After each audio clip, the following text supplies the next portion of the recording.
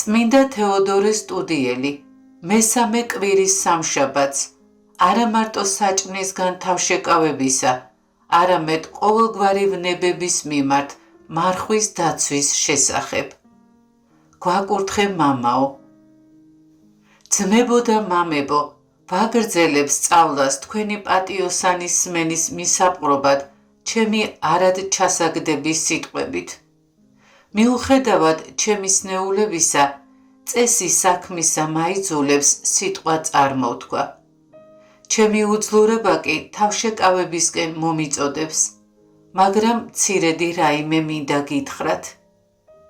როგორც მოგეხსენებათ, წმინდა მარხვის ეს დრო ჩვენგან უფრო მეტ ღვაწლს მოითხოვს, ვიდრე უკვე გასული ჟამი.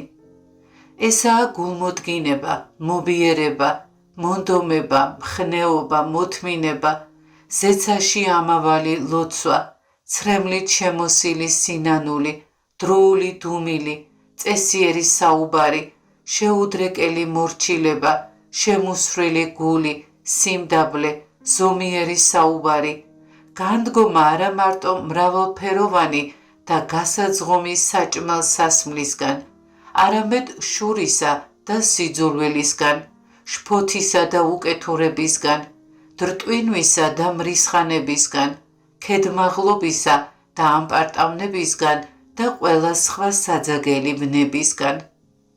ჰოი შვილებო, გევედრებით, შეამოწმეთ და გაუფრთხილდით თქვენს თავებს. წმინდად დაიცავით იგი ყველა ზემოთქმული ვნებისგან.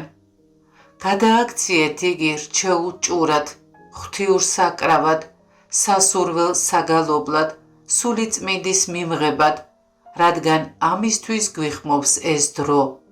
ესაა ჭეშმარიტი მარხვა.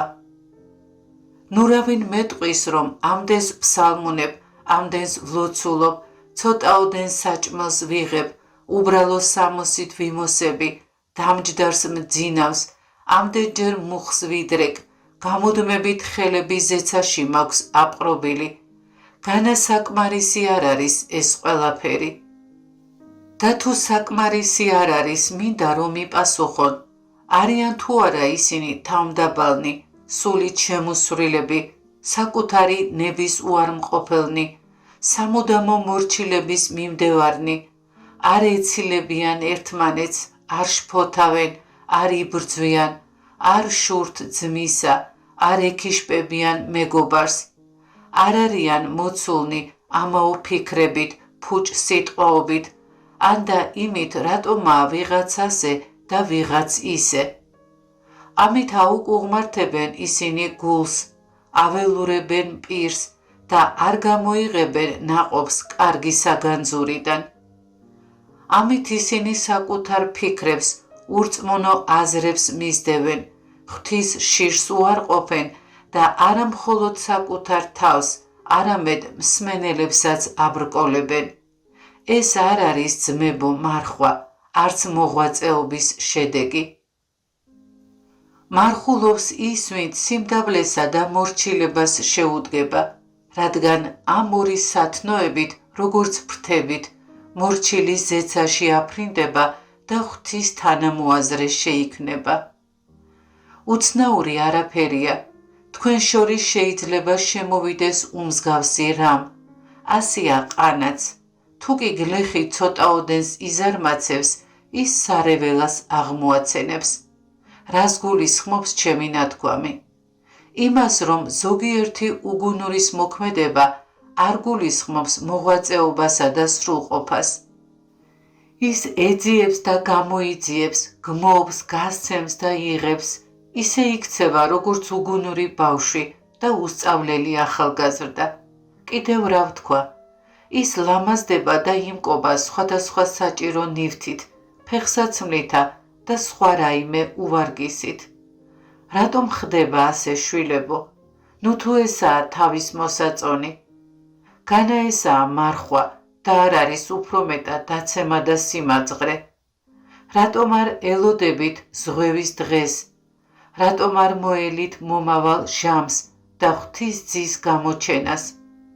არა ერთი, ორი და სამია თქვენი ცოდვილი მამის ქვეშ მყოფი, რომლებიც ხედავენ და განაგებენ ყოველივეს ღვთის შიშით, გულმოდგინებით, სიყვარულით, ლმობიერებით, ისინი ღირსების მიხედვით გასცემენ საჭიროს. ყოველივეს თავიანთი ნების და სურვილის შესაბამისად კი არ მოქმედებენ, არამედ როგორც საქმე მოითხოვს. ასევე გევალებათ თქვენც, არ ჩაიცვათ, არ დაიფაროთ, არ შეჭამოთ, არ დალიოთ, არამედ როგორც საჭიროება მოითხოვს, ისე იღვაწოთ. რომელთაც სამსახური აქვს, მათ განაგონ და არა შენ, რომელიც ეძებ. იმის ღირსიც არა ხარ, რაც გაცვია. შენ, რომელიც მოვალე იყავი, როგორც უღირსი, მადლობელი და ლმობიერი ყოფილიყავი, უმადური ხარ, შფოთავ და უმჯობეს ეძიებ. შეხედე, რამდენ ცოდვას და სასჯელს იდებ საკუთარ თავზე. განა ესაა მონაზვნის ნამდვილი საქმე და ჭეშმარიტი მორჩილებითი მოღვაწეობა. ნუ მოხდება ასე. ესაა საქმე დაქირავებულთა და მონათა, რომლებიც ამას და ამ დაგვარს ეძიებენ. ისინი უღელში შებმული მონებივით იქცევიან და წარმავალი საფასურისთვის შრომობენ.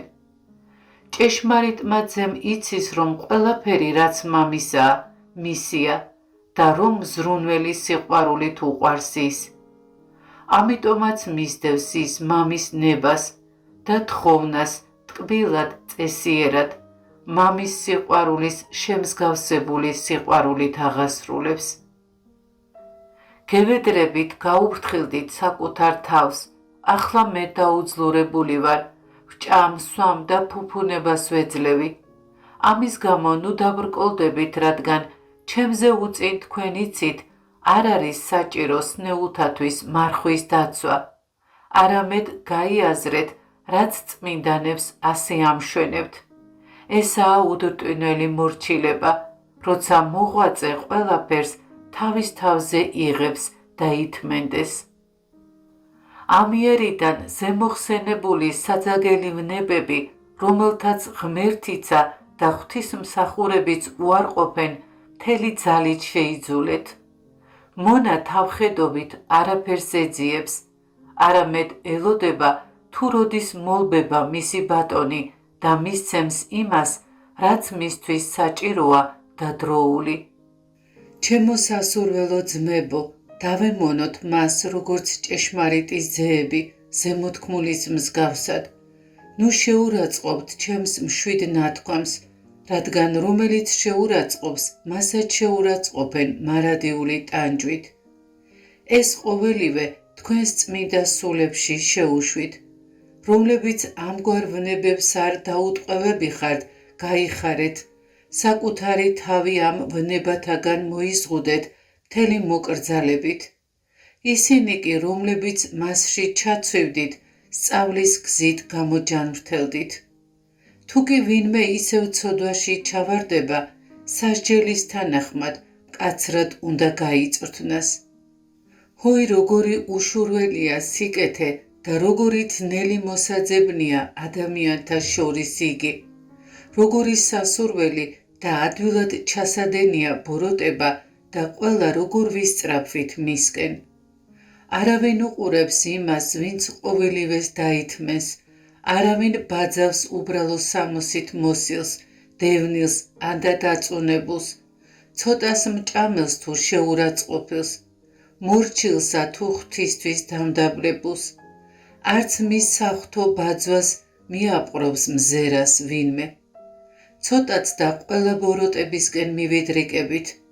მივიდრიკებით შურის მაძიებლის, ცილის მწამებლის, მაგინებლის, მეამბოხის, ჩაცმა დახურვის მიმდევრის, ფუფუნებაში მყოფის, დასვენებულისა და სხვა ამ დაგვარისკენ. ასე ამოვიცოხნით საკუთარი თავისთვის სავნებელსა და ბოროტს და გადავიქცევით ურჩების ძეებად და სიბნელის შვილებად. შეგვიწყალე უფალო და მოგვეცი ძალა შენი ნებისა და ბრძანების აღსრულებისა. გვიბოძე წყალობა, რათა მოვიპოვოთ ჩვენი სულები, რათა ყველაფერი ყოველ მხრივ გამოვიძიოთ შევამკოთ ჩვენი ცხოვრება და მივუახლოვდე ჩვენთვის აღთქმულ მარადიულ სიკეთეს, ცათა სასუფეველს. რადგან შენ გშვენის ყოველი დიდება, პატივი და თაყვანისცემა, შენი მხოლოდ შობილი ძით და ყოვლადწმიდა, კეთილი და ცხოველმყოფელი სულით, ახლა და მარადიულად. ამინ.